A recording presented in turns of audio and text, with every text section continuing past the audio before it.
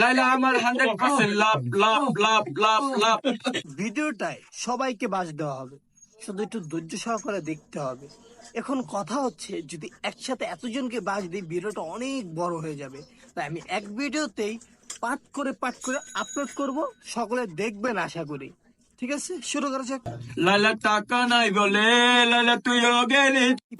ধরে নিয়ে আমার তেমন কিছু বলার নেই, বলার আছে এই যে সামনে যে মিডিয়াগুলা, এগুলোকে মিডিয়া, এগুলো মিডিয়া।